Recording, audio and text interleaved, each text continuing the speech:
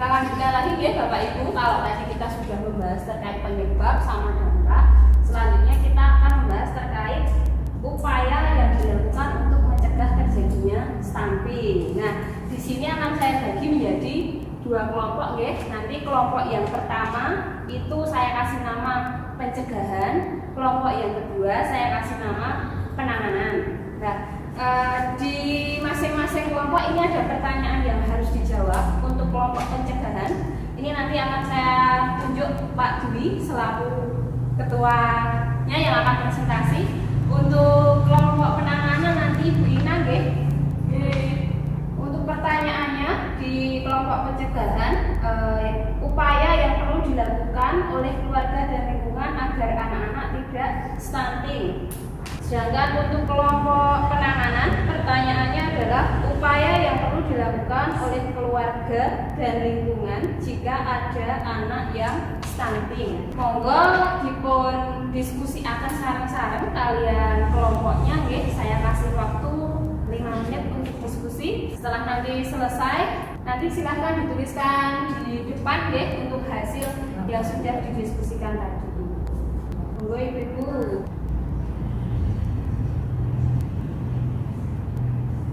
Sambut? Belum, nggih.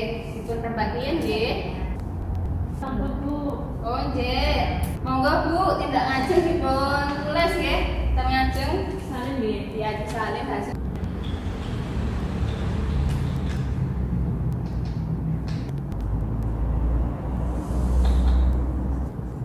Sambut Bu. Oh nggih. Salah jemput kelompok pencegahan. Iya Bu. Monggo.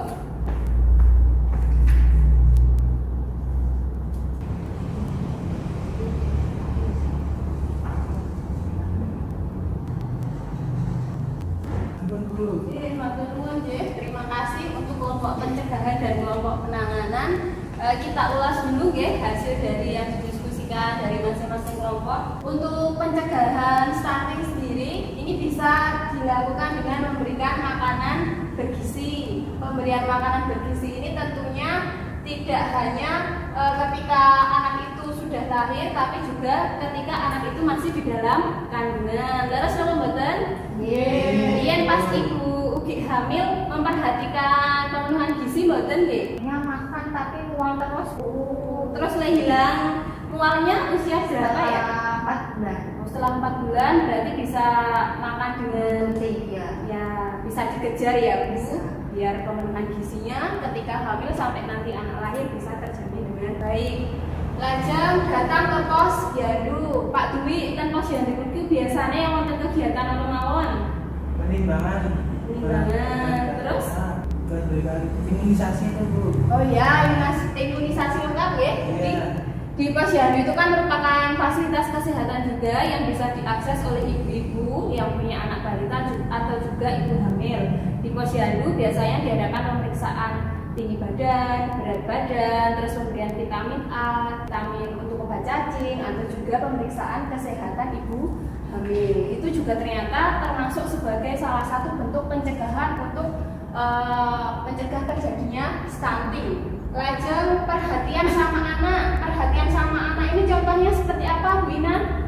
Misalnya pas maaf.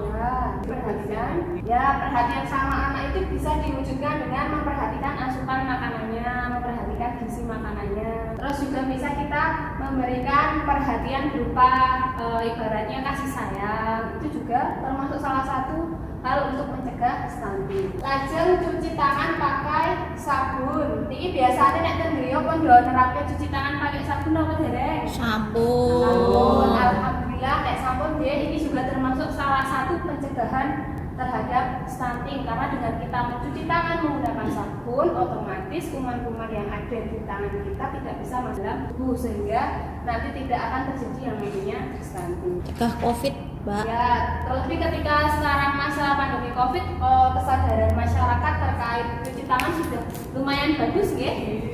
Oke, kalau lagi malih ini terkait penanganan. Nah, untuk penanganan apabila di sekeliling panjenengan ada anak yang terkena stunting, yang pertama jangan sampai kita mengolok-olok, jangan diejek, oh bocah kayak cebol, oh bocah kayak kerdil. Jangan menggunakan istilah yang ibaratnya melabeli mereka. Kita harus peduli terhadap mereka, jangan menggunakan kata-kata yang kasar. Selain itu kita juga bisa merujuk anak yang kena stunting ke fasilitas kesehatan. Kemana Bu kira-kira? Puskesmas. Puskesmas, ya. Terus ada lagi? Posyandu. Wah, luar biasa ya, ternyata untuk kelompok pencegahan dan penanganan ini sudah pintar dalam mencari solusi untuk pencegahan dan penanganan stunting. Kita berikan tepuk tangan untuk kedua kelompok ini. Oke, kita tambahin kembali ya, untuk mencegah anak stunting, orang tua, keluarga, dan masyarakat itu dapat memanfaatkan potensi yang ada. Stunting itu bisa dicegah dengan pemberian makanan bergizi pada masa kehamilan sampai anak berusia 2 tahun. Ini tadi mengakses layanan kesehatan seperti posyandu atau bisa juga ke puskesmas. Kita juga bisa memberikan perhatian terhadap anak, semisal kita memberikan stimulasi berupa rangsangan atau juga bisa berupa sentuhan dan lain sebagainya. Selain itu juga paling utama kita perlu menjaga kebersihan diri dan lingkungan. Nah, untuk menangani anak yang stunting, kunci utamanya adalah jangan sampai kita mengejek. Kita kalau bisa harus membantu keluarga tersebut. Kalaupun masih bisa diperbaiki, kita perbaiki supaya anak itu tidak stunting. Atau juga kita bisa memastikan keluarga itu mengakses rujukan layanan untuk mengurangi dampak stunting agar tidak terlalu parah. Karena sebenarnya stunting yang masih kurang dari 2 tahun itu bisa dibenahi. Nah, stunting dekat dengan kita dan kita harus peduli, harus mulai berperan aktif ya kita untuk mencegah stunting agar generasi penerus bangsa kita menjadi yang lebih baik. Nah, kira-kira Bapak Ibu di sini ada yang untuk Bapak Ibu yang ada di sini kira-kira sudah punya rencana atau belum untuk yang mau dilakukan di rumah mencegah dan menangani anak stunting? Sudah ada rencana setelah kita lihat gambaran tadi pencegahan dan penanganannya? Sudah. Apa Ibu Ugi kalau boleh tahu? Saya berikan makanan yang gizi, Ya, saya ajak. betul. Kalau Pina? Mau yang ada posyandu. Kalau Bapak Dwi? Mengajarkan anak untuk cuci tangan pakai sabun. Leres ya, jadi bisa mengajarkan anak untuk cuci tangan sering-sering. Rencana yang sudah dengan angan-angan tadi silahkan ditulis di kertas ya. Nanti setelah ditulis kajian jenengan di rumah bisa mempraktekkan. Salajengipun kertas tabel janji dirinya mohon dikumpulkan ya. Wow kan pun kula bagi di awal. Matur nuwun. Nah, tadi yang sudah diangan-angan panjenengan, yang sudah direncanakan, jangan lupa untuk dipraktekkan. Dalam mempraktekkan di keseharian di rumah, ajaklah suami atau juga bisa mengajak kerabat yang lain yang ada di tempat tinggalin panjenengan. Karena dengan jenengan berperan aktif bersama-sama seluruh anggota keluarga, nanti dalam hal penerapan pencegahan dan penanganan stunting akan jauh lebih baik karena kerjasama itu sangat diperlukan. Gitu lah. Jenengan bulan ini kan sudah ngambil bantuan PKH ya, BPNT juga sudah. Alhamdulillah kalau sudah PKH dan BPNT itu kan merupakan bantuan sosial bersyarat kagem panjenengan. Nah, jangan lupa untuk penggunaan bantuan bansos PKH ini dipergunakan secara bijaksana, terutama bagi ibu-ibu yang punya balita atau ibu hamil untuk mengedepankan prioritaskan pemenuhan gizi. Sedangkan untuk yang punya anak sekolah, jangan lupa untuk pembiayaan sekolah. Nah, lajeng kagem yang BPNT kalau bisa jangan ibaratnya dipakai untuk keperluan kegiatan sosial ya, karena beberapa kan ada yang mungkin saudara atau kerabat ada ewoh, ada kegiatan hajatan terus jangan pakai untuk nyumbang untuk membantu, itu tidak diperkenankan. Yang paling diprioritaskan adalah untuk keluarga sendiri. Terlebih kalau panjenengan beli lauknya yang diprioritaskan untuk anaknya dulu, jangan ke bapaknya. Misal panjenengan beli ikan yang diprioritaskan dikasihkan ke anak, bapaknya tunangannya mawon buat nopo-nopo. Kajengnya gizi anaknya lebih maksimal. Gitu nggih. Tadi kan kita sudah belajar banyak ya di awal, sedikit kita review lagi untuk pembahasan yang sudah tadi kita bahas. Nah, untuk yang paling utama ketika kita melihat di sekeliling kita ada yang anak terkena stunting, jangan lupa dengan ikut berperan aktif dalam merujuk mereka yang kena stunting ke layanan kesehatan. Okay? Terus kita sekedar review dulu untuk tadi materi yang sudah kita bahas. Tadi kan kita sudah membahas terkait harapan orang tua ya. Orang tua kan tentunya berharap agar cerdas, sukses, tanpa adanya hubungan yang timbal baik antara orang tua dengan tadi harapannya anak menjadi sukses, sehat, cerdas, itu kan tidak akan berlangsung secara baik, tidak akan berjalan secara optimal. Seperti dalam halnya pohon seperti ini ya, pohon harapan, dengan sudah menuliskan harapannya apa saja, tapi tanpa diimbangi dengan kegiatan panjenengan untuk mendukung agar terciptanya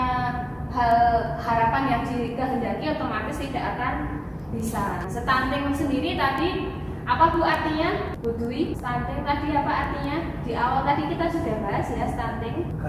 Ya, gagal tumbuh. Biasanya kalau gagal tumbuh itu wujudnya apa saja? Contohnya Bu Ina. Pertumbuhan tingginya tidak sesuai dengan yang seharusnya.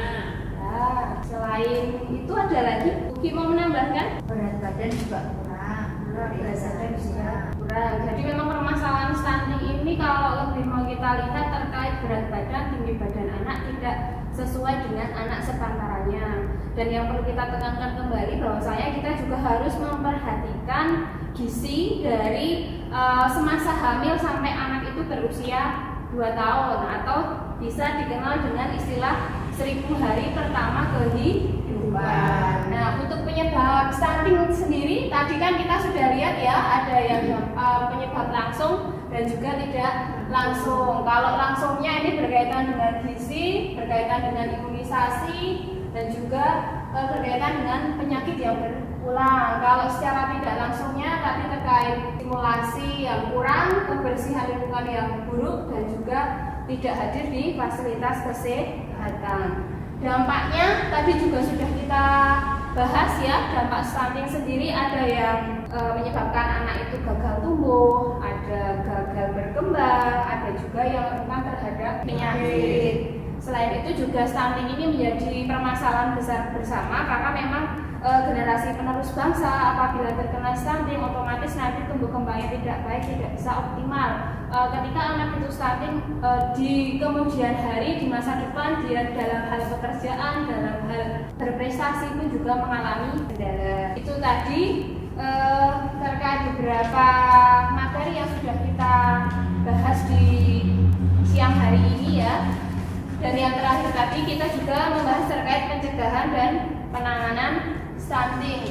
Luar biasa sekali untuk kelompok ini sudah mengikuti kegiatan demi kegiatan pada pertemuan sore hari ini. Saya ingatkan kembali Bapak Ibu agar nanti ketika sampai di rumah jangan lupa dipraktekkan apa yang sudah kita pelajari hari ini, dan juga kita mengajak suami kita untuk berperan aktif dalam kegiatan yang sudah kita pelajari tadi agar semuanya bisa berjalan baik dan seimbang. Kira-kira itu yang bisa saya sampaikan. Mungkin dari Bapak Ibu ada yang masih kurang jelas atau mau bertanya, monggo. Cukup ya. Kalau sudah cukup, mari kita tutup pertemuan pada sore hari ini dengan membaca doa bersama-sama ya. Terima kasih, sampai berjumpa kembali di pertemuan bulan depan.